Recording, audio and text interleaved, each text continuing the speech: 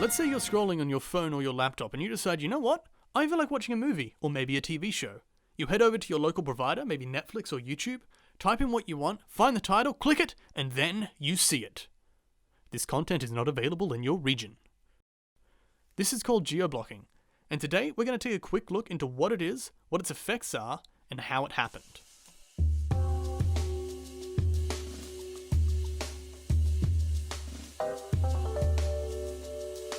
So how does it work?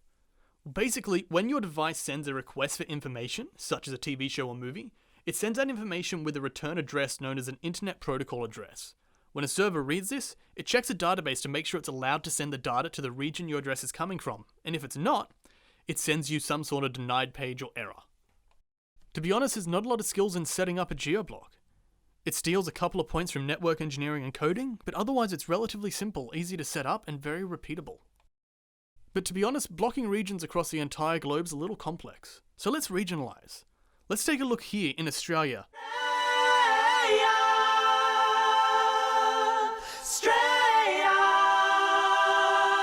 At the effects geo-blocking has had, and the rise of piracy because of it.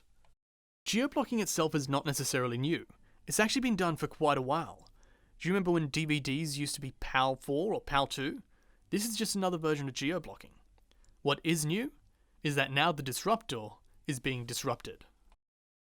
One way that geo-blocking can be used is to extort higher domestic prices from residents of other countries. The infamous example I want to look at is the Australia tax, which was considered a myth or a generic complaint until the House of Representatives Committee actually released a report titled At What Cost? This report confirmed that Australians typically pay far more than residents of other countries for things like video games, computer hardware and software, and even non-technological items such as cars, designer clothing, or banking services. One great example of this is the almost hit TV series Game of Thrones. Let's take a quick comparison between what a US consumer would pay versus what an Australian consumer would pay for the same product. A typical American would pay between $30 and $45 US to watch a series of Game of Thrones on release on its home platform of HBO, which it's worth noting is not the only viewing option over there. This is divided by $15 US per month for a 2 to 3 month season, equating to approximately 45 to 65 Australian dollars. By comparison, to gain access to the same product at the same time frame in Australia, you'd need to fork out 402 Australian dollars, or $59 per month for the Foxtel subscription, plus $125 for the iQ4 set-top box and an additional $100 as a first-time installation fee. Also by comparison, Foxtel is the only legal viewing method for an Australian to watch Game of Thrones on release. It's also worth noting that HBO streams HD content as standard, while Foxtel charges an additional $10 per month just for the privilege. However, Game of Thrones was typically unavailable in HD due to Foxtel not having the server capacity to stream HD to so many simultaneous users. For similar reasons, Foxtel's Foxtel Go was also not priced in this example, as it frequently crashed during Australians' attempts to stream the product when it was launched. Virtual private networks and piracy may not necessarily be new, but they are new ways of combating geo-blocking, and they're certainly getting around, with statistics flying off the charts, especially for use in Australia. Despite new laws being put in place to try and stop piracy, in addition to new fines of up to $99,000 and 5 years imprisonment, piracy remains quite high in Australia. Both VPNs and piracy have their benefits as well as their downfalls. Despite what many distributors will tell you, VPNs are actually quite legal in Australia, and a way to watch content that you've paid for but is region blocked without breaking any laws. By comparison, piracy is not legal at all, but then it doesn't limit you to the distribution rights of whatever company you're paying money to. Sure, most of the big streaming services will be able to get you the Marvels or the Star Wars, or be able to take you back to the first James Bond or Citizen Kane. But I bet you can't find any that will let you watch Puberty Blues, a piece that was actually filmed at the high school of one of our researchers and the editor for this video. So how do you choose between a VPN or piracy?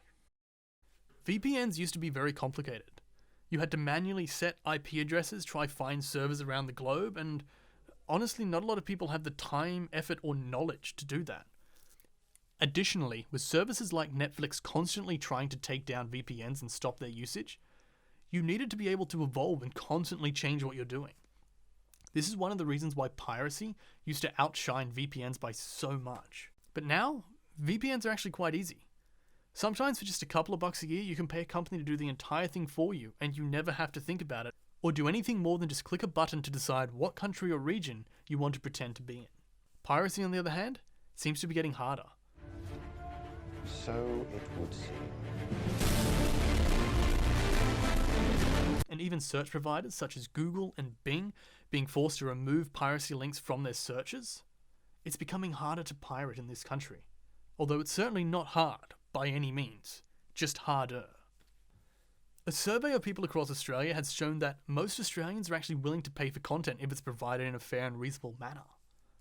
When you're trying to pay for a product and you realise that that product is being given to you at an extorted price, you don't really want to give it to the person distributing it to you, but you also don't want to give money to the people that allowed someone else to try and extort you. Around the world, many companies are trying to fight against internet service providers for allowing the use of VPNs. In New Zealand, certain distribution companies actually took the ISP providers to court to stop them giving out VPNs. The real question is this: was all this legal? Absolutely fucking not. VPN use in Australia, as well as most of the world, is actually quite legal. So, geo-blocking has essentially created the Australia tax.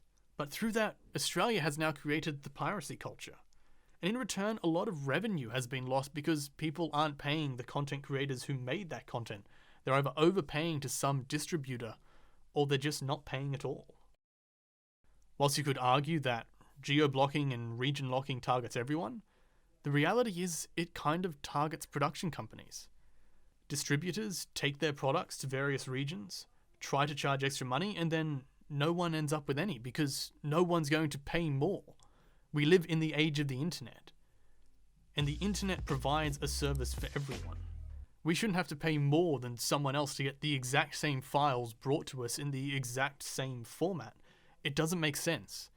And as the rest of the world continues to evolve, more people are realizing this, and it just means less money in the hands of content creators, which means less money for the arts industry in general.